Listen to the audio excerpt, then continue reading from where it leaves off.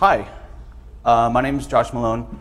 I work for the National Radio Astronomy Observatory, and I'm headquartered out of Charlottesville, Virginia. It's my first time here at PSU MacAdmins, having a great time at this conference. And I'm happy to talk to you today about automated monitoring, troubleshooting, and that sort of stuff. The quick note, switch over to the actual computer displaying my slideshow. That would help. You've probably, unless you've been living under a rock, you've probably seen the picture of this instrument out here in New Mexico. This is our telescope, the Very Large Array featured in Contact, most notably. We'll never live that one down. This is one of our other instruments. It's in Green Bank, West Virginia. It's the world's largest fully steerable radio telescope. This is the new one in Desert Plateau in northern Chile. So we do a lot of scientists, and our common scientific platform is a Linux desktop and a Mac laptop.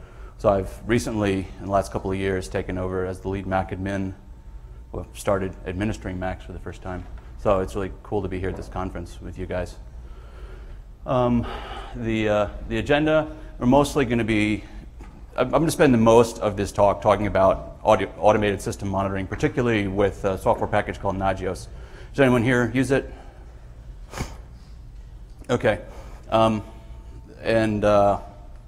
Installation, configuring, using it, and how to maybe get a little bit more out of it than what comes with the open source Nagios core.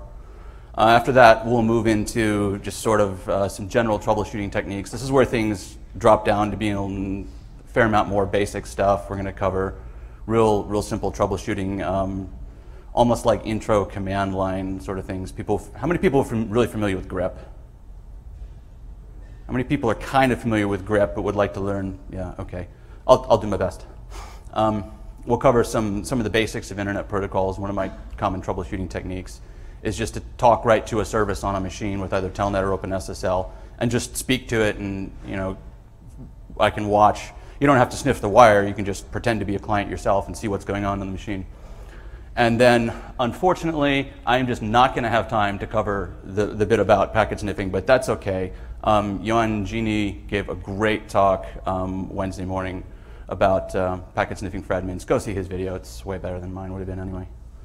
One little tip from Johan on that one. I just talked to him at lunch. For those of you who had trouble understanding him or will when you watch that video, he put his actual speaker notes in the downloadable presentation. Nice. Yeah. So check that out. It was a great session. Yeah, it was a really good session. So we'll jump right into the start about monitoring. This is sort of the basic workflow when you have an automated monitoring system in place. Your server's up here. It's testing services constantly. It does this 24/7. It's just keeping tabs on everything. When it detects a problem with the service, one of the nifty things it can do that I'm really not going to go into because of time is run an event handler to try some sort of automated troubleshooting for you. I have a couple of event handlers on mine that will just go out and, I know this machine has problems, just restart Apache. It usually comes back. So it'll actually go out and restart my service for me and try to see if it recovers. So then it'll check again. If service is recovered, it just goes back to normal, never tells you about it. That can be good, that can be bad. I have my event handler specifically tell me, hey, I did this, so I can keep an eye on how many times a day it's having to do this. Luckily, it's not too many. A service isn't required. All right, some humans got to take a look at this. So it sends out pages. There's a million ways you can have it to notify. You can send emails, you can send SMSs. People hook real cell phones up to their servers and actually send SMSs that way. You can tweet about it. There's push notification stuff you can set up. So an admin gets a page, that's me. I go and acknowledge the problem. This is a step that a lot of people will forget in Nagios, especially if you're working on a team. It's really important because what the service will do is it'll notify the other admins that this problem was acknowledged. That's a way, if I'm not available, I got to decide, all right, do I run and find a computer and try to fix this? I get another page. Oh, Joe's working on it. Great, I don't have to. The system admin does your manual troubleshooting. When you fix the problem, meanwhile, it's been continuously retesting this service. When it sees, oh, it's back, it'll notify the admins, hey, service is back, and it goes back up to the top and keeps monitoring. So this is what this busy little server does 24 hours a day, 7 days a week. I dedicate one whole physical host to it So that way it's totally isolated in my environment. It's got good power. It's got a backup DSL line so it can ping me if my main link goes down. It's not dependent on any other services in my infrastructure. So it's kind of important that you dedicate. It doesn't take much. I mean, seriously, you could run this on a Raspberry Pi. It does not take much to set up a dedicated monitoring server. Whatever one you've got left from 12 years ago will do. The software available, this is a hugely crowded space, automated monitoring software. As I was doing this talk, I was doing research. I'd keep discovering more of them, and I'd keep adding them to the slide, so much that I had to make 2 slides and split out the commercial ones. And I was talking with a couple of people, actually I think it was you the other day, that we just decided the most important thing about getting set up with a monitoring software is find one, look for forums, make sure it's got critical mass, that it's not going to die on you. Find whatever one you want and just learn it. And it's not super critical which one you choose. You just learn one and master it. So I'm going to cover Nagios on this one. Why would you want to do this? It's very good at spotting little problems that you might not find. You have an increased probability of learning about outages before your users do. Although in a big enough environment, you're going to find that you have enough users that someone's going to notice 30 seconds before the Nagios pages you, and you'll get that phone call. It's also great if you're doing any scheduled maintenance, particularly power maintenance. You can make sure that you get everything back up again after you're done with that maintenance. We had shut a bunch of stuff down for a chiller maintenance one time. We forgot to turn on this one server for about 2 weeks. No one noticed. It wasn't for 2 weeks that they actually noticed it was off. It will give you much better problem reports than your users do. Users are terrible at submitting problem reports. They will imagine something is wrong. I don't know where they get their information, but it's terrible. And then spot problems that you might never really find. Failed hard drives and RAID arrays, that's a great one. I haven't monitored lots of RAID arrays via whatever instrumentation your RAID array has. Full partitions, logs not rotating, you can check file size. There's so many things you can check with it. System temperatures, a lot of the nicer servers will have onboard monitoring, and particularly we use Dell, and the Dell Open Managed instrumentation provides so many metrics on the box. I can look at graphs of the speed of fan number 2 from my mail server back 3 or 4 years. Not that I really want to do that, but you can. Capacity planning is another important part. I'm going to cover the performance data, and I have these nice little graphs of usage of various different systems, and I can sort of extrapolate from that, give them to my boss, and say, yeah, we're going to need a new one of these servers in however long. And then, although it can do availability reports, I got to throw a great big caution into this, because availability reports are easy to generate wrong, particularly if your Nagios server is not good at spotting problems, if your Nagios server itself is kind of unreliable, or if you set the parameters on the report generation wrong. It's easy to say, look, I've got 5 9s when in fact you only had 2. Or I've got 2 5s when in fact you had 2 9s.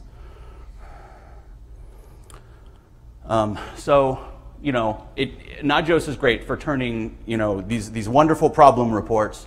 It can magically decipher it into the actual or much closer root of the problem. Is it your DHCP server? Is your DNS server not working? Ethernet switch problems. Again, oh my God, something's down. Well, is it Apache? Is it the web server itself? Is it some connectivity issue? So you can set up all these tests, and it'll go in and pick out, the root of the problem. And that's one of the things I really like about it. Nagios is available in 2 versions. There's the free Nagios core, and this is what I run. This is what I'm going to cover today. Nobody's got to buy anything to make use of this tutorial. If you do feel like it, or if you're the kind of organization that wants a support contract, or you want some commercial product that someone will stand behind, Nagios XI, the commercial version, is available. They actually have a free version for just a couple of hosts. So if you're a small department, you just want to monitor your Mac Mini, your NAS box, and something else, you can download this. It's available as a VMware installer, stand it up on your network real quick, point and click configure, and you've got some basic monitoring, and it'll help you, and then you can get something you can start learning on. Maybe it'll be good for the whole rest of your career. Maybe eventually you'll decide you need to switch to the core or buy a license for the XI version, but it's really easy to get started with. A little bit of terminology as far as Nagios is concerned. By the way, I have a ton of slides. I'm talking really fast. If you have questions, please interrupt me, because I'm probably not going to remember to pause and ask for questions. A host. This is a machine running an operating system. It can be a virtual host, it can be a physical host, some sort of logical machine that has services. Services are some sort of resource that you want to manage. It could be, you know, a more traditional network service, a web service, DNS, or it could be some sort of resource on the machine. Free RAM, disk space, system load. We wouldn't necessarily think of those as services by default, but that's the terminology. It's something that is monitored, that runs on a host. A plugin is, you often think of plugins as something that's optional and adds functionality. No, plugins are actually very critical to Nagios because they're the things that do the checking. They're what checks your DNS, checks your SMTP.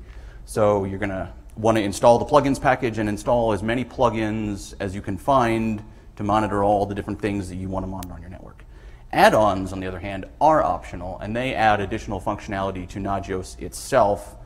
There are ones available, graphing, trending, SNMP trap reporting. There's an add-on for that if you want to have your Nagios server respond to SNMP traps. That's something I haven't done yet, so unfortunately I'm not going to cover it. Do plugins or add-ons impose a hit in terms of overhead if they're not in use? No, if they're not in use, they consume bytes on your disk. Okay. It doesn't. The way Nagios works is it forks and execs the plugins as needed. So they don't all load into memory and sit there waiting to be used. The one exception to that is if you're using the embedded Perl interpreter. Well, no, it doesn't load those until it actually calls them. But once it does call those, they do stick around. But that's okay that they stick around because they're in use. Any other questions at this point? So yeah, the plugins, they actually do the checking, and then these plugins communicate the status of your service or host back up to Nagios through a really, really simple API. And another thing they can report, in addition to the status or some simple text message about what's going on, is performance data, and that's just numbers, metrics. It can be, if you're checking on an SMB share, the performance data can be the number of bytes in use, or the number of users connected to that share, or some other piece of metric that you might want to monitor and trend over time. And plugins can be written in any language. They can be binary compiled executables. They can be shell scripts. They can be any code weapon of your choice you can write a plugin in. Most plugins seem to be written in either BASH or PERL, but Python's becoming, of course, ever more popular in the systems world. So you start to see a lot of those. Installing Nagios, I'm mostly going to breeze through this because it is pretty easy, but I'm going to throw out this one quick caution. Everything I do is based on Linux. For the purpose of it's a Mac conference, I should make sure it works. I did actually install it on my Mac, get it working. It can be done. But if you have any sort of shared infrastructure, you have a Linux system, or particularly since I mentioned you might want to dedicate actual hardware to this, it's perfectly cool to set up a basic Linux system, but it will work on Mac. What you're going to run into problems with mostly is the dependencies of all your check plugins, because they might require 8 godzillion Perl modules or something else. And most of the community is focused around Linux, so you're going to find that it's a sort of Linux-centric product. Excuse me.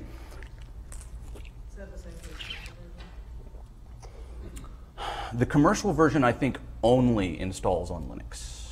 But like I said, they have VMware appliances available. So if you have only Mac infrastructure, you can load this on, assuming you have or can stand up some sort of virtualization infrastructure, install the commercial version there. Any flavor of Linux better than others? Okay, funny you should ask. Basically, every flavor of Linux that I looked at these days is not shipping actual Nagios 4.0. They're either shipping an old version of Nagios 3.5. It's okay. The worker code is older. It's going to be less efficient. You're not going to be able to scale it out to hundreds of hosts and thousands of services, but it'll work. What they are shipping, though, is one of these replacements for it. So it's when Nagios went commercial, the whole world just sort of went and said, we've got to replace this quick. And so, yeah, they came up with 3 direct drop-in replacements for Nagios that take the same config files, take the same plugins, use the same API. I don't know why the world decided it needed 3 of them, but it did. Most of the Linux distros are shipping one of these, either Isinja or Shinken. In preparation for this talk, I stood up a VM with Ubuntu, the latest LTS release, apt-get install Isinja, apt-get install PNP for Nagios. I had a working system. You're still going to want to install the plugins, probably manually. Well, the default set of official plugins, there's a package for that. But all the other plugins, you'll have to go out there and get yourself. And that's true regardless what platform you install on, and might even be regardless if you're using XI. Does that answer your question or confuse the issue? Unless you're using some distro of Linux that no one has ever heard of, whatever you're comfortable with in your environment is probably going to work great. If you're starting from scratch, I recommend Ubuntu, just because people like to recommend Ubuntu. It's hips. I've heard it called hipster Linux. So back to the plugins. Not only has Nagios itself been forked, the plugins have been forked. Nagios did kind of a crap move and took the domain from the original community maintainers and all this stuff and created the official Nagios plugins that no longer belongs to the team who originally wrote it. So they forked it and became monitoring plugins. But the Nagios guys are actually doing a good job of maintaining the plugins, and they've released several security updates for them more recently. So the official Nagios plugins are more up to date than the open source monitoring plugins, which was the original Nagios plugins. So I'm going to cover the official ones. If you're an ideologist who cares about freedom more than security updates, you can go for the open source ones. That's cool. Requirements, of course, you need a compiler. These are requirements to get it working on particularly Mac. Perl 5.8, it's there. PHP just works, and GD. And this was on 10.7 when I tested this, so I can only assume 10.9 will work just as well or better. If you are standing it up on a Mac system, Homebrew is shipping Nagios 4.06. It's not the latest version, but it's good enough. If you're dealing with Nagios 4, you want 4.06 or later. 4.05 and earlier has a serious, serious bug that will prevent you from being able to run some add-ons. So they have 4.06, yay, brew install Nagios, you should be on your way. I haven't actually done it, but my guess is it'll probably work. Create a user and group. We all know how to create users and groups, right? If not, follow these slides. Like I said, I'm just going to sort of breeze through these for time. These are the download links you'll want. There are some prerequisites that you'll want to install somehow, either Mac ports or Homebrew, and then build and configure it. And like I said, it went on, it loaded, it's monitoring. So if you don't want to involve a Linux infrastructure, you should not have too much problems getting it working on Mac until you start running into weird plugins that have requirements that you can't get working on a Mac. The usual make install. It has a bunch of different options to make install, whether you want to install the configurations, the web stuff. This exfoliation is a theme. And then set up an HT password file for it. Build and install lots of plugins. Again, more prereqs. Use Homebrew, use Mac ports. PNP for Nagios. This is the performance data and graphing add-on. It seems to install fine as long as you have GD available. Copy over the config files. Here's a launch daemon that I used, gets it running on Mac. And then enable PHP on your web server. At least on Lion, I had to set a time zone in my php.ini so things didn't complain at me. Maybe that's fixed on 10.9. All right, so that was the totally swept under the table installation of Nagios. Any questions so far? Cool. Yeah. This is sort of tangentially related, but are there any tools that are already sort of more Mac native that are Nagios replacements that you might suggest? Or is Nagios just sort of the standard and it's worth doing no matter what? Nagios is a standard. Their tagline is that they call themselves the industry standard in monitoring. I don't know if they really are. Lots of people run other stuff. Back at that big slide, this gentleman here, they're a Xenos shop. I don't know of any that are particularly Mac-centric, but that might be because my mind is not particularly Mac-centric. Yes? Also, since the death of the Xserve, a lot of people do not want to run infrastructure on a Mac Mini that has no LOM interface, or so you actually, I set up SNMP servers, and I do not want to run on a Mac because I know I can't rebuild it or restart it from scratch remotely, which you can do with any enterprise-grade server from another brand. So Linux is very attractive. Yes. Yeah. Thank you. Yeah. When my brain thinks infrastructure, my brain thinks Linux. My brain thinks Dell servers, all this sort of stuff. After the ideological flame war that we had on Mac Enterprise a couple of weeks ago about the vSphere Mac Minis, I think that's just going to be up to your organization. For something that is, I mean, if my Nagios server was running on a 9-year-old PowerEdge that I just had a couple of spare parts for in the corner, because if my monitoring server went down, it doesn't actually impact my users. It only impacts my sysadmins. You know, I'd have to stand up another Nagios server. I'd have to keep a manual eye on my infrastructure for a little while. But this is one of those things that throwaway boxes are really great for, because having monitoring on an unstable machine is probably better than having no monitoring at all, as long as you're not sending out too many false positives. That can be a problem. You want to make sure that you're... When we first started working on Nagios, we would have some problems with the plugins particularly, and they would crash and they'd send off false alerts. And you want to do everything in your power, I can't stress this enough, to prevent sending out false alerts, because you don't want your sysadmins to start ignoring the pages. When you start having false positives like this, people ignore their pagers, and then it does no good at all. But, you know, for a machine that's just not enterprise grade, this is a great application. So when you're actually configuring Nagios itself, there are two parts really you have to configure, the CGI config file and the Nagios config file itself. The CGI config, there's a couple of important sections about it. The use authentication, it expects your web server to provide the authentication if you want to use it. It doesn't have anything built into Nagios itself. I use modauth LDAP on my server so people can log in with their Active Directory credentials. And then I use these sections right here to restrict important access to it, to just the sysadmins. Does everyone know what the difference between authentication and authorization is? People comfortable with those terms? So, all right, anyone uncomfortable with it? All right, so authentication means figuring out who you are. Make sure your username and password match, basically. Authorization is in taking, once I know who you are, how do I decide what you have access to? So this is, while it doesn't handle authentication itself, it handles the authorization in these lines right here.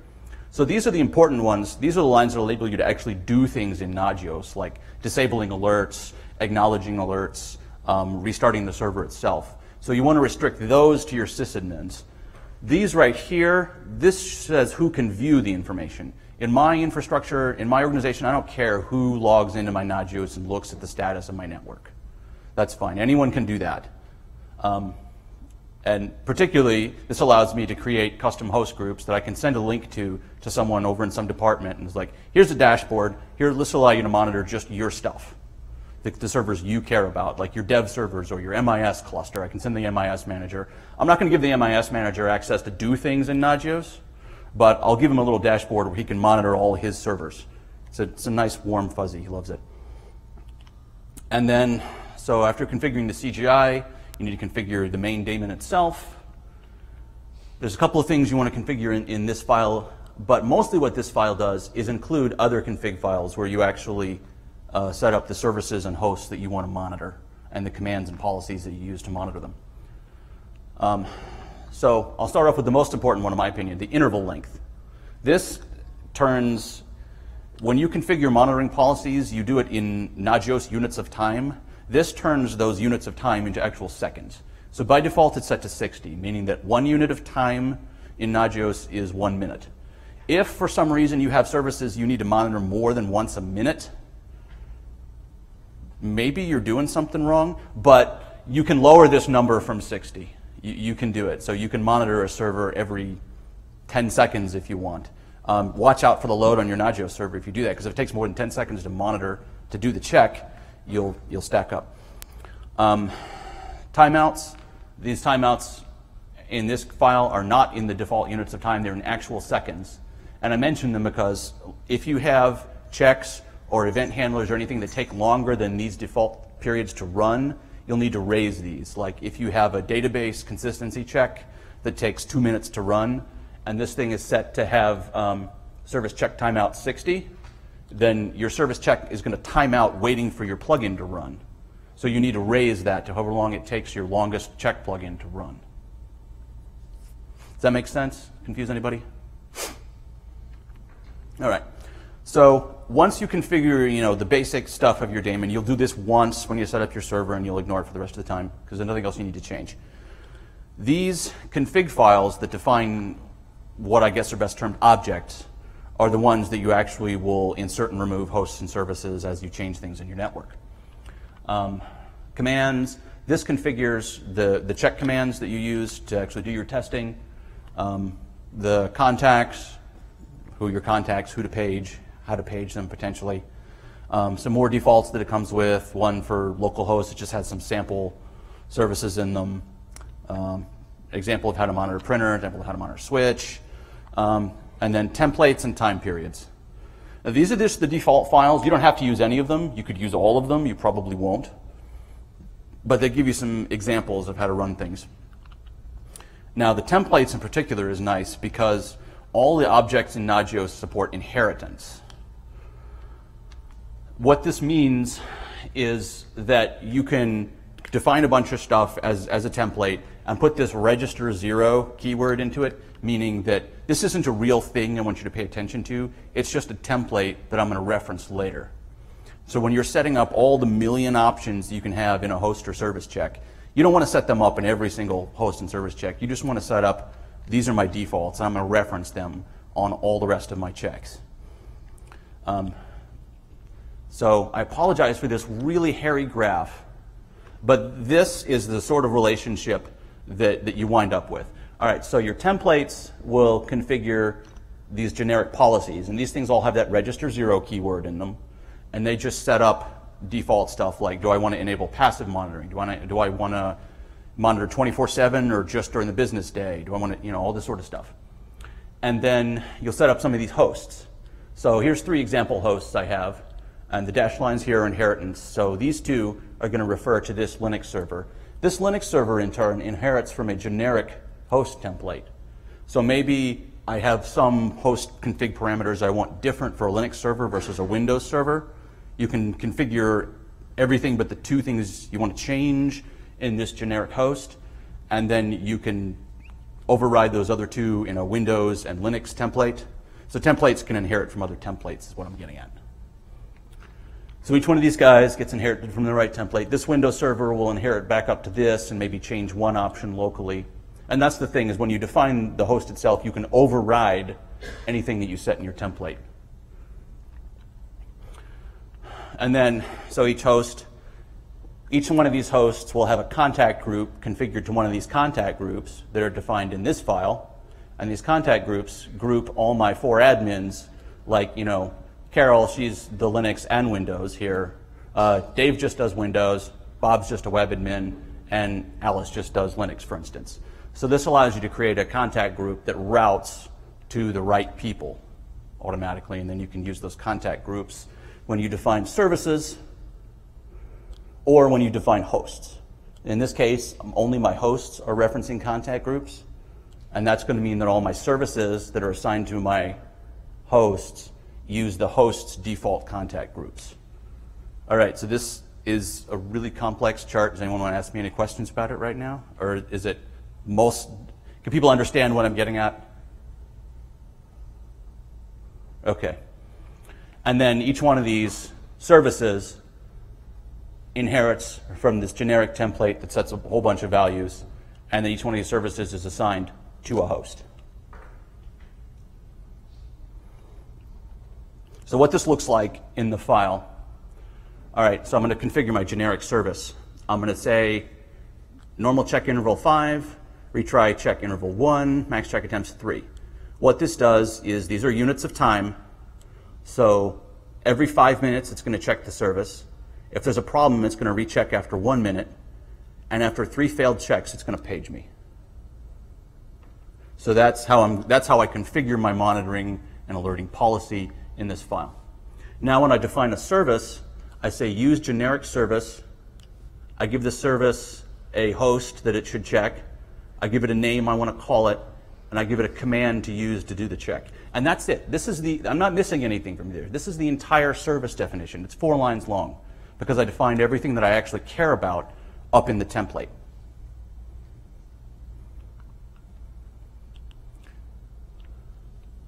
So we'll continue with this example. I've got a small, in this case it's actually sitting over there, it's a little Mac server running IMAP, SMTP, webmail services. I just want to have something to monitor. So this is a hypothetical example of a small office server.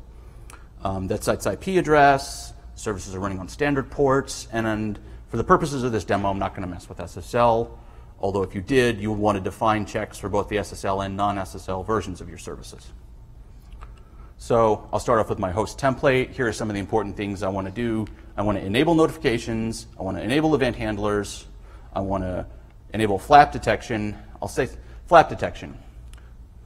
That is, Nagios is smart enough to realize when a host or service is coming up, down, real quick. So it won't just keep paging you every 2 minutes. Service is up, service is down, service is up.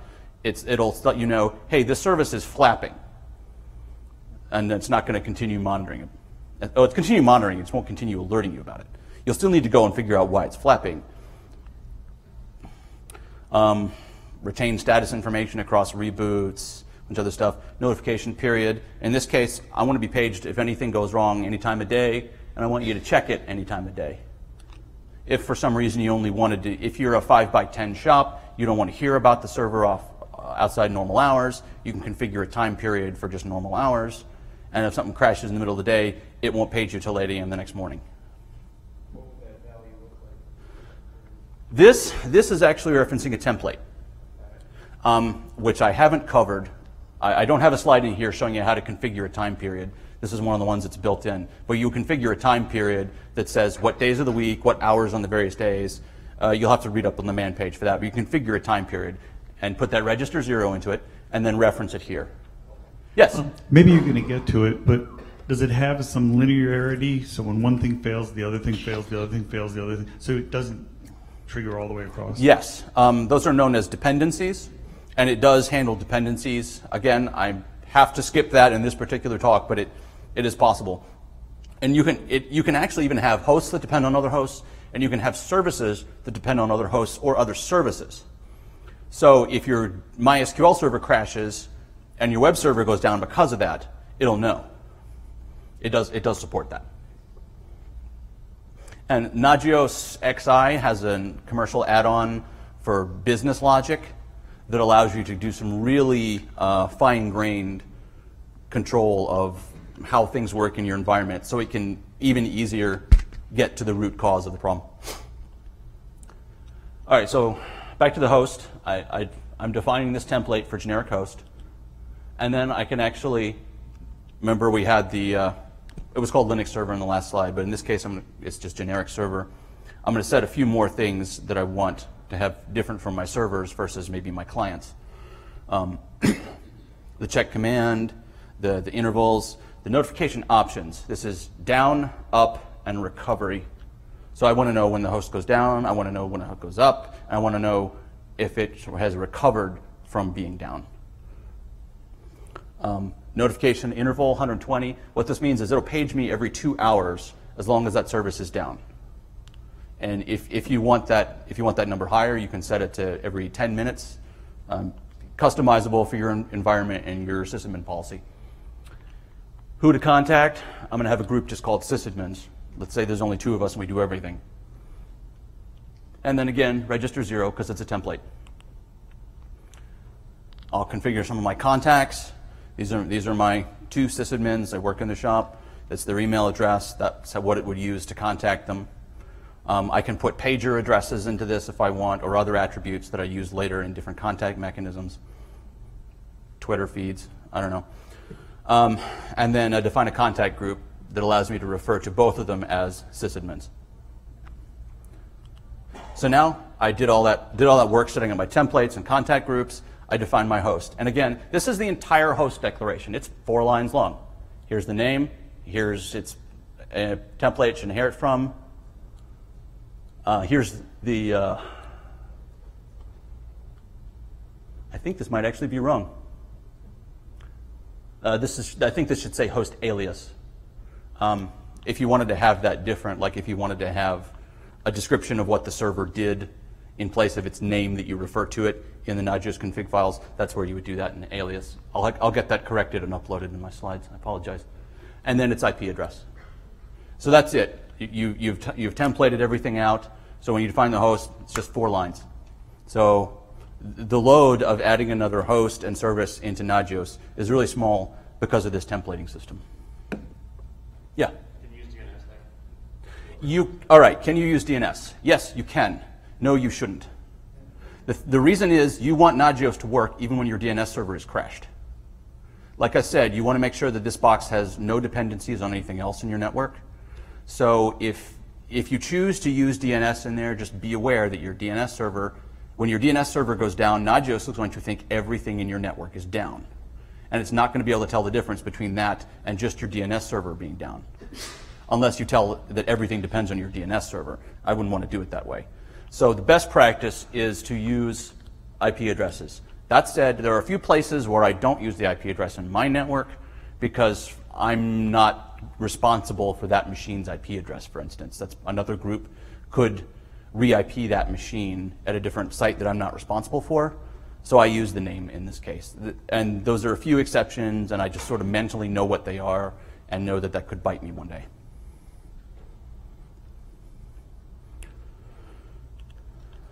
So now that I've configured my host and my contacts and I configure my service, I'll set up my template here, enable and disable a bunch of options, 24/7 monitoring, check every 5 minutes. Check every 5 minutes, check 5 times. If on the 5th time it fails, let me know. Retry every minute, tell me if it's a warning, unknown, critical, or recovery. Those are the 3 states basically that a service can be in. Warning means the service is still running, but there's something wrong with it. Like maybe Apache's still serving the page, but it's serving it really slow. Or maybe your disk isn't quite full, but it's getting there. Or the temperature in your server room is high, but nothing's melted down yet. Unknown is one that's basically just reserved for when the plugin itself fails. If you install a monitoring plugin that's dependent on some Perl module, for instance, and that Perl module is not there in the system, that's an unknown state because the plugin itself can't run. It doesn't mean necessarily that the service is an unknown state. It mostly reflects that the plugin itself is having problems. Critical, the service is either not running or some metric has reached the critical stage, like, again, the temperature in your server room, the amount of space, free space on your disk.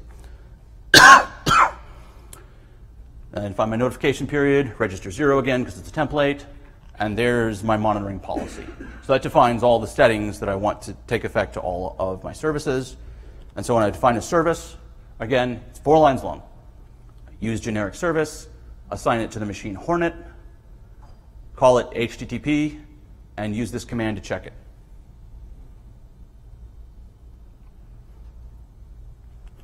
The commands to check it, a little bit more complicated. So now what we're doing is we're telling it, and when I say use the command check SMB, I mean this on a command line. And this introduces macros. The macro user1 is set in your main config file, and it's basically the location where these plugins are installed. So it allows it to translate to a full path on the disk. Host address, this is whatever host address this particular check is applied to that's using this check command. And then I'm going to have a bunch of check arguments, arg1 through arg3. And what that means is when you define a service that uses this check command, you better give me those 3 arguments. And so when I use this, I'm going to use this exclamation point separator here to give it 3 arguments. So the first one is the name of the share. That corresponds to the -s option. Where is it? Right there on the check plugin. The next one is a warning threshold, and the next one is a critical threshold. So that's how you pass data to your check plugins. That's how you can make a generic check plugin that works with any service by passing it these arguments. Make sense? Running plugins on a remote host. Now, things like check SMB, check HTTP, check DNS, they all work by querying the network service over the network just like any other actual client would. Sometimes you're going to want to run a plugin on a host, a monitored host, directly to check local resources like free memory, logged in users, size of a process, something like that. And so there are a couple of different ways you can do that. There's a plugin called check by SSH. That's sort of a meta plugin, and it SSHs to the remote host, runs the plugin, returns the data back up to Nagios. You'll have to set up SSH keys for that, but it's a pretty simple way of doing it. It's a little heavyweight. In a high performance environment, you might not want to use that because of the overhead that the SSH connections will put on your monitoring server. Another one is NRPE, the Nagios Remote Plugin Executor. That requires an agent to be installed on the monitored host, the NRPE agent, and you configure what checks it should run. And then NRPE contacts the daemon, the agent on that remote box, says run this check. It runs the check for you, and it passes the data back up to Nagios. This is what I use. It's lightweight enough and simple enough to install. There's also a Windows version, WinRPE, that I can install on my Windows servers and get remote plugin data from that. There's another one called NCPA, which is a more full-featured monitoring agent. Again, it's cross-platform, and it has built-in things that don't need plugins that it can check, like memory, disk, I/O. So if you don't want to deal with installing plugins on your machine and you just want some sort of monitoring agent, you might want to look at that. I haven't looked at it. Yes? The NCPA, does it work over the web? Does it work off the LAN?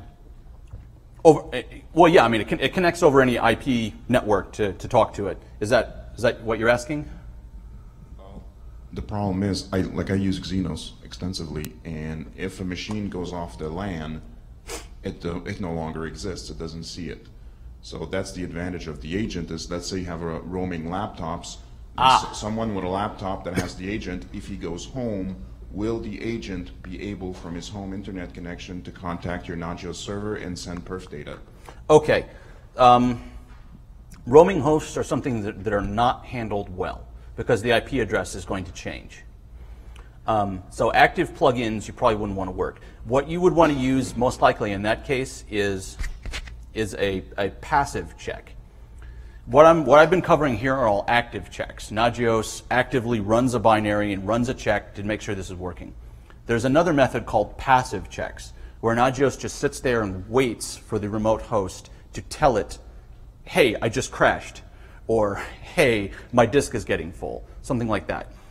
In your case, you might be able to use an agent that can send passive checks results back to your Nagios server over a wide area network or over a roaming LAN or something like that. That would probably be how I would approach it.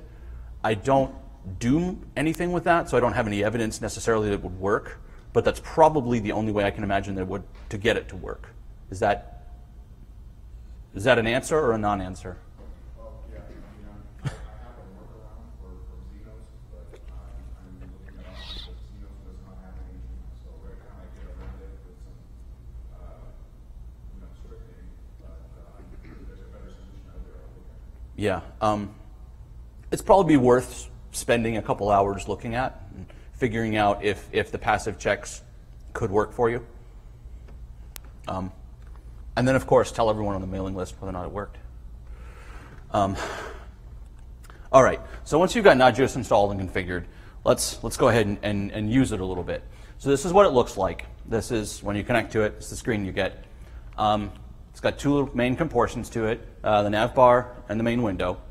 So you pick what you want on the left, interact with it on the right. If we pick up the services view, this is where I spend most of my time. The services is right there. And this is just a list of everything that's on my network, all the hosts and all the host services that it monitors. I don't know if you can read that screenshot. I'm sorry if it's too fuzzy. But basically, here's a machine. It's got 5 services on it. I'm using a plugin to monitor the server health. This is from Dell's OpenManage. Dell actually writes plugins for Nagios that connect to OpenManage and give you really nice intelligence graphs. So that's really cool about that. Up here at the top, though, are some of the more interesting little shortcuts. This lovely little yellow and red boxes right up there. This tells me I've got 2 services in a warning state and 3 services in a critical state. And yes, this is a live screenshot from my Nagios the other day. If I click on, say, the critical one, it will zoom in on just the critical problems. So you have a real quick shortcut to get to, here's the problems on my network. So, okay, one of my Lustre file systems is at 90% full. That's bad. And then this machine right here, the server health, the Dell OpenManage check is actually telling me, hey, your processor 0 has a machine check exception. So it's actually warning me that one of my processors is dying on this box. And this is why I love Nagios, because it can provide this sort of insight. Because this machine is in a lights-out server room in New Mexico that no one's going to walk in and see that orange LED flashing at them on this Dell PowerEdge. But Nagios passes this information back up to me. I mentioned hosts and service groups before. You can define them, and it gives you a sort of individual dashboards for grouping hosts and services. The other thing you can do with those hosts and service groups is you can use them to run reports against. So I can generate an availability report just for my public-facing web servers. And I can tell my boss, here's the uptime of our public-facing web servers. He loves it. It's great for PHPs, as I say. So here's the service groups that are defined on my production server. And all those errors that I had up here, they're spread across. So one is a Dell chassis. One is a domain name that's about to expire. One is an SSL certificate and the MIS cluster that's about to expire. And yes, that really is about to expire. I need to renew that when I get home.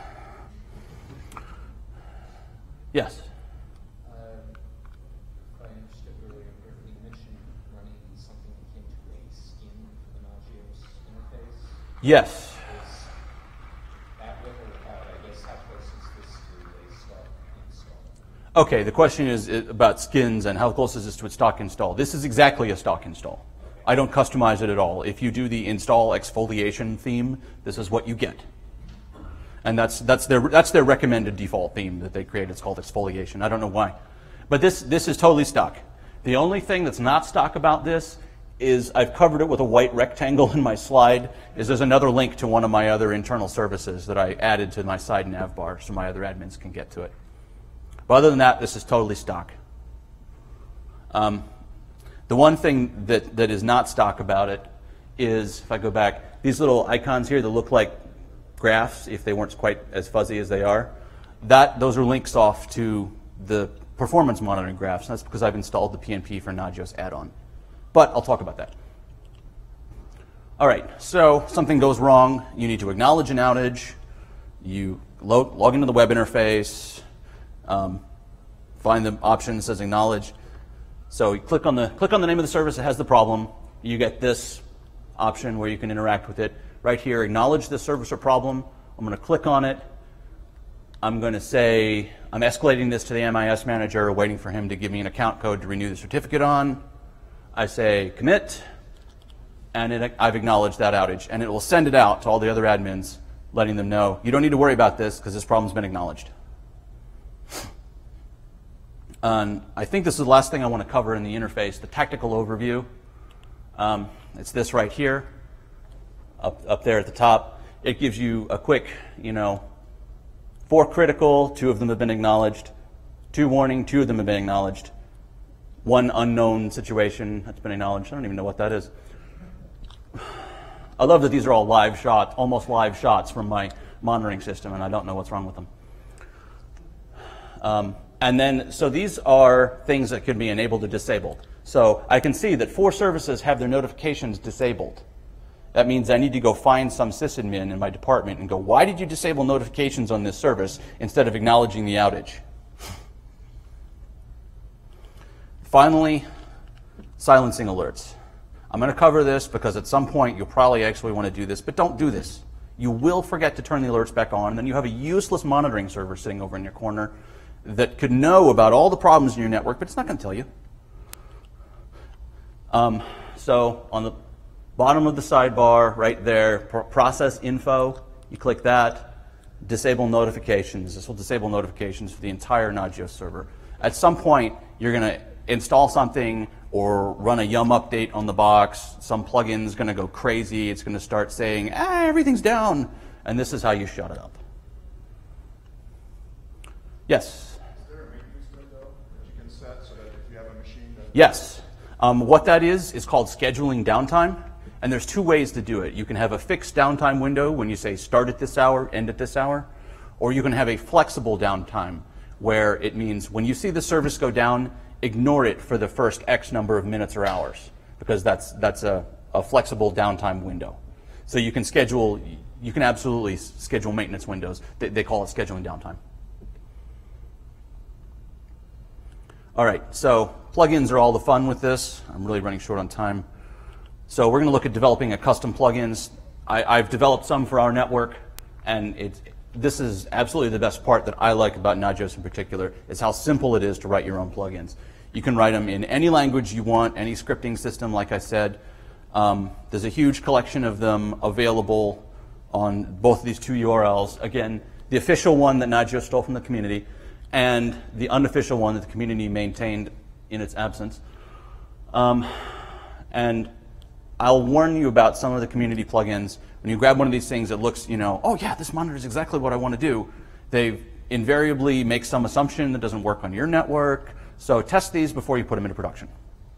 PHP as well, right? Anything. Any compiled language, anything. As long as it can do these 2 things. Exit with the proper error code and spit something out on standard out. That's the entire API. You can write it in any language. You could write it in assembly if you really want to. So that's the API. So it's one of these 4 exit codes. Exit 0, everything's okay. We're used to 0 meaning every normal exit. That's fine. Exit 1, warning, meaning that some metric's warning threshold was exceeded. All right. And remember when I passed that 80 and 95 to my check SMB plugin, that was if the disk's more than 80%, that's a warning. If this is more than 95%, that's critical. So exit 1 for warning, exit 2 for critical, or if you try to contact a service and you can't get to it, that's critical as well, so you exit 2. And exit 3, if something went wrong inside your plugin, 3 is the exit code to report that I don't know what's going on. Some plugins will just do the default exit non-zero, and they might exit with some other weird code, or they might exit 1 because they didn't know the API very well, and a report warning when actually something has gone wrong really hairy inside the plugin. So you can watch out for that on some community plugins. And then spit some data out on standard out. That's actually not required. You don't have to print anything. You just have to exit with the code. The reason you want to print things is this is generally what's sent in the pages that notify the admins. So if your plugin is smart enough to tell the difference between, Apache is down or Apache is serving the wrong page or website's been hacked or something like that, you can spit that out in standard out, and your admins will get that on their pages. But again, not mandatory. And they can include performance data, and the performance data gives you wonderful little graphs like this. Again, this is live out of my machine room. This is the temperature probe on one of my environment monitors. This was scheduled chiller maintenance. And these are stored in round-robin databases, RRD. So if any of you have ever worked with RRD, you know that you will lose data due to averaging in an RRD. It's the same with this plugin. So if I had zoomed in on this enough or gone to it early enough, you'd see it actually hit over 90 that day. But it's still enough in this graph you can see, ooh, something went wrong. If you're just doing something that changes slowly over time, like plotting MySQL load or disk space, it generates a nice, pretty graph. I can go back, 4 years of history on the space on my NetApp and use it to extrapolate stuff. So the performance data you pass out with this format, it's a real complicated format. It's in the docs. But basically, it's something like a raw count of bytes if you're monitoring a hard drive. This has no unit because we just didn't want to. So it's just going to generate a graph. And it will drop that graph down to kilo or mega or gigabytes automatically in the plugin. And that's the other thing. If you're developing a plugin specifically for disks, don't output your performance data in any scaled unit. Output it in bytes. If you output this in a scaled unit like megabytes, and you have a multi-gigabyte file system, you wind up with graphs of kilomegabytes.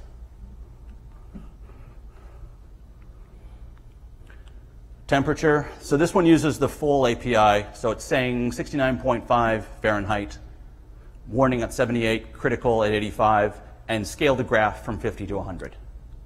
So that uses the entire performance data API.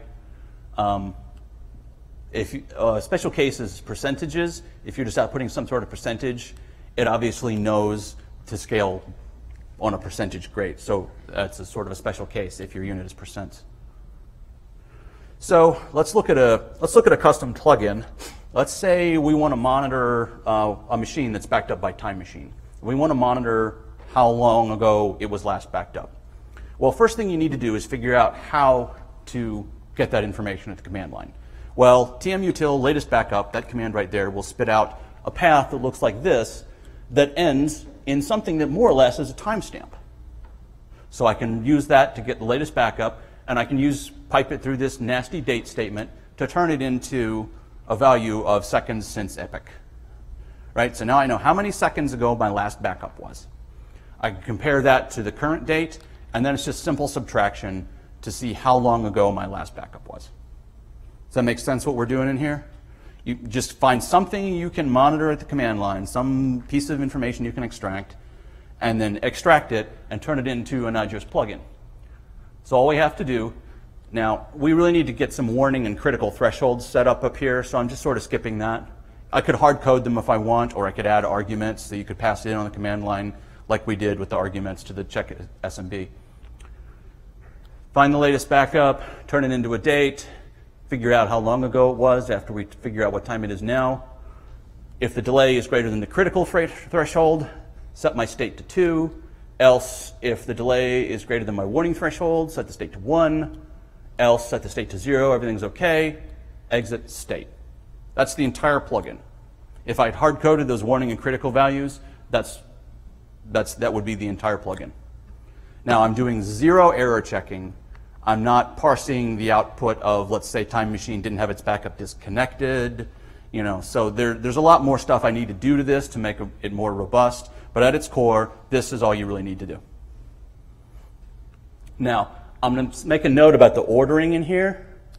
What I'm doing is I'm checking against the critical threshold. Else, I'm checking against the warning threshold.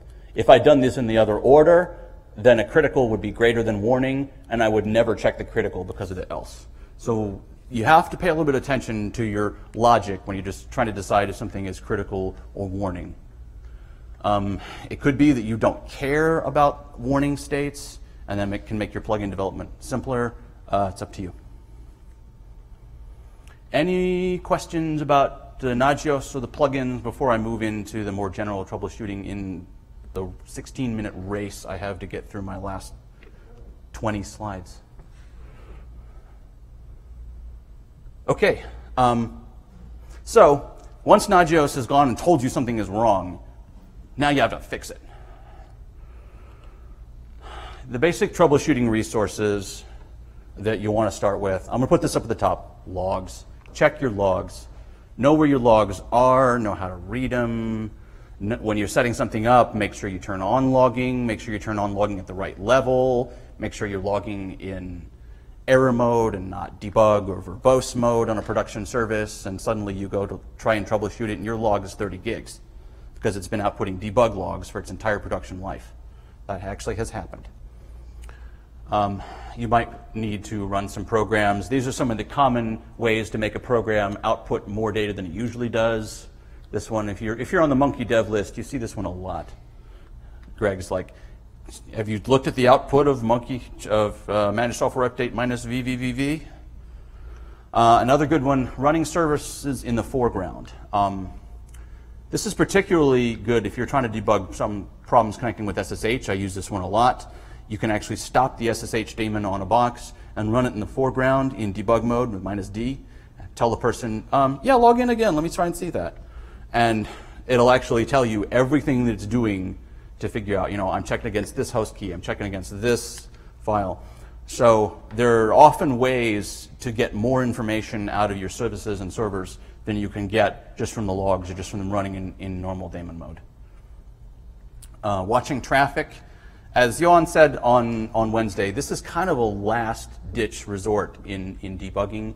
You don't necessarily want to start with this, but sometimes it's just there and you want to watch and see what's going on, and it could be that some piece of software is lying to you about what it's actually doing on the wire. Examining process states.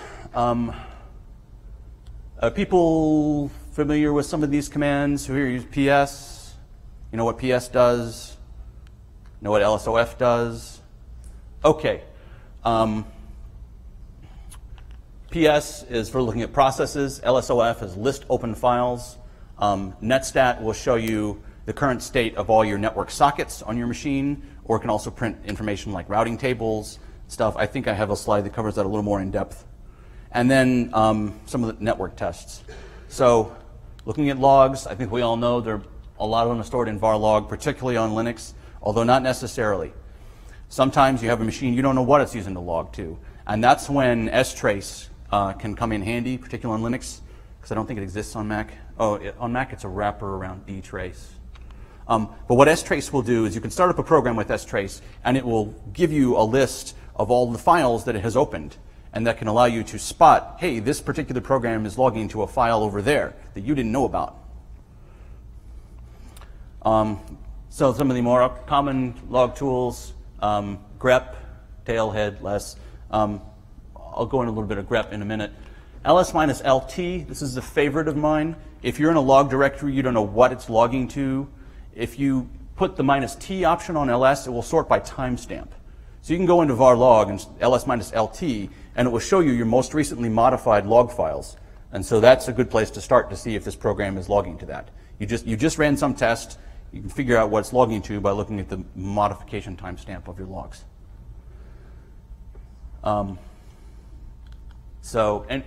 Anyone here not particularly familiar with tail or head? Okay, great. We all know what those do. The grep, in this case, case insensitive, -I. What grep does is it finds regular expressions in files. So it's great at searching these great big log files for you. I usually search case insensitive, that's -I, and then the -E, the regular expression that I'm looking for, and then the log file. Specify the -E here because you can specify -E more than once and search for multiple things on a single grep pass. It's particularly useful if you want to use grep in reverse mode, -V. So if you have a big giant log file and I don't care about mail log, I don't care about send mail, I don't care about SSHD, I don't care about DHCPD, I can say grep -V, -E send mail, -E DHCP, and it'll filter all those things out of my file. Pipe the resulting thing to less, and I've just increased the signal to noise ratio of my log greatly without destroying my actual log file on disk. Does that make sense, how to exclude things with grep? All right, and then finally, I'll mention this last one in case it's of any use. Sometimes you just need to nuke a log file and start over. One of the best ways to do that is just the greater than symbol in bash, because that will just truncate the file rather than RMing it, and the daemon not being able to write to that directory again and not being able to create the log file. So using this will truncate the log file without disturbing its carefully crafted file permissions.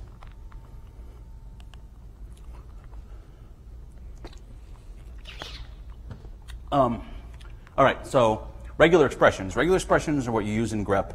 These are some of the more common ones. This caret at the beginning means I want to look for a string at the beginning of my line. So if I want to look in my log file for a line that starts with this string, I can do that. Similarly, if I want to find a file that ends with this string, that's the $sign. So I can find a line that ends in some particular string.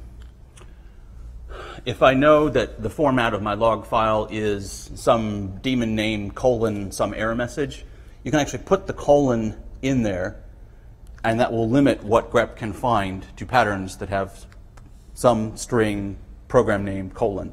So if I want to search SSHD colon, that will just pick up lines that were logged from SSHD and not some other thing that might have mentioned SSHD in some line. Although maybe you do want to find that.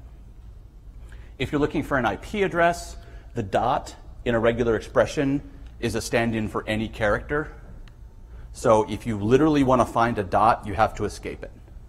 So if you're grepping for an IP address, remember to escape your dots with a backslash. If I want to find the name of some program and the word error, I can use $. This is regular expression syntax for any number of any character. So anything. It's the regular expression way of saying anything at all. And if you want to look for more than one thing, you can use the parentheses and put a bunch of things in there separated with the vertical bar character.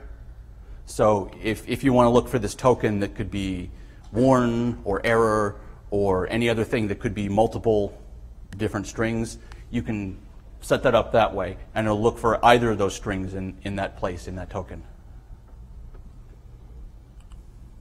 PS, list all processes on the system. That's useful to see if you've started this thing up, but you want to see if Apache actually is running. You run PSAX, grep for Apache. Oh, no, Apache's not running. Okay, why is Apache not running? LSOF lists all the open files. That's really good. For instance, if you know this program is saving data somewhere, or maybe it's writing the log somewhere, if you run LSOF and then look for this program name, you can find all the files that that program also has open. The other thing you can do with it, though, is because sockets and files are basically the same thing on Linux and Unix, it will also show you any network sockets that these programs might have open. So you can run LSOF and look for Apache under there, and you might see, oh, some bonehead has set Apache to listen on port 8080 instead of port 80, and that's why I can't get to it. Because you'll see this network socket it has open is not the HTTP port. Does that make sense? I know I'm going through this really quick because I have a scary yellow number staring at me. Netstat. This is particularly more useful on Linux. The stuff it shows under OS X doesn't seem to be quite as useful to me, at least under Linux. But I'm going to skip it because I want to get to dig. A lot of problems that you might come into with in IT just related to DNS issues. Dig is a great DNS query tool. Has anyone here used dig before? We know generally what it's good for. All right. If I want to specify, if I want to query a specific server, I can say @server name and then a record I want to get back. So it's going to say to me, all right, there was no error in this query. I have two answers. I have two pieces of answer data for you. Here's what you asked for. I didn't specify any record type, so it assumes a record. And it says www.nrao.edu. All right, this is a CNAME for this server here. So this is the name of the actual server I'm referring to. And by the way, since you're going to need it, I'm going to tell you that server has an A record of this. If I had run, if I can't get to my website for some reason, I use dig, do this query, and it returns CNAME of something else, I can say, oh, even though my actual web server is working, the record is pointed at a different server. Another thing you can do here, I'm going to query some name servers. I want to see what name servers the world says. I'm going to query Google's public name server. I want to see, even though my internal DNS view, everything is good, someone on the outside world can't connect to my website, query a public DNS server and say, who are the name servers associated with my domain? That's them. Okay, that's right. The registrar hasn't screwed up and nuked my domain from orbit. And the other thing I'm going to say, notice these numbers right here, these are DNS TTLs. DNS TTLs is the time to live. That means this is the amount of time that the world can cache this DNS record out on their various recursive name servers. And if you run this again, you'll see it counting down, counting down from whatever you set your master TTL to. So if you're in an IT shop, the web guys have deployed their brand new server, they love it, everything's working, but no one on the public internet can get to it. And you go out here and you query this, and you see a huge number like this. This is in seconds, by the way. I'm like, oh, you forgot to drop your TTL before you did your server maintenance, so the rest of the world is still caching your old record, even though you just changed the record on your DNS server. So in 13,000 seconds, the world will be able to see your web page again. Because you forgot to drop your TTLs in preparation for your server maintenance. All right, and in 4 minutes, here's how you can use telnet and openssl to connect right to a service and query it. All right, people think telnet, oh God, no, don't use that. All that really does is connect to a port and exchange data. And similarly, if you have a port that's protected by SSL, this is the same thing using openssl S client. You can connect to an SSL protected port and just exchange data with it. So if I want to telnet to port 80 on www.google.com, I'm going to issue this real simple HTTP command, get / and then a protocol version, and it's going to dump a page on me. So I just connect to my web server, issue that request. If I get a page, good. If I get some error, bad. So if something's not working right, you suspect browser cache, you don't know what's going on, telnet to the port directly, escape, all of that sort of stuff. This is the same thing using openssl to do it to the HTTPS port.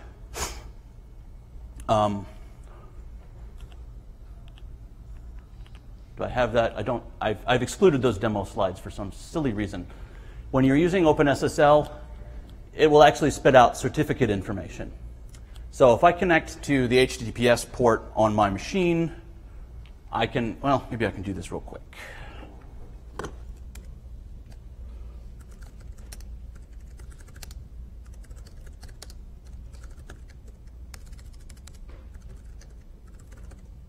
All right, so I'm just connecting to the IMAP port on my local server. Is this actually on the screen? Yes, good. So if I scroll up here, here's the certificate chain that I have on my server. So this is obviously a self-signed SSL cert. It's not real. Anyone who gets that in the world is going to have problems. If you connect to your real server and you get some self-signed service like this, you know that it's serving out the wrong certificate. Even though you have your nice VeriSign SSL certificate, what you think is installed, the server's not serving it for some reason. So that's the indication of why your SSL might be failing. If I connect to my real IMAP server, I can see here, this is a nice long certificate chain that I get out of a properly configured SSL server. Here is my certificate, common name, star.cb.nrao.edu. We use wildcard certificates because it dramatically simplifies our certificate management. That wildcard certificate needs this chaining bundle underneath it. If this bundle weren't here and I know that I need a chaining cert and I only see one certificate, it means my chaining cert wasn't installed properly. So you can use openssl to inspect the certificates that any SSL protected service is spitting out and make sure it's sending the right certificates. SMTP, again, it's a real simple vocabulary. You start by saying hello. You can optionally specify your server name. Mail from, address, receipt to address, data, send your data, and quit.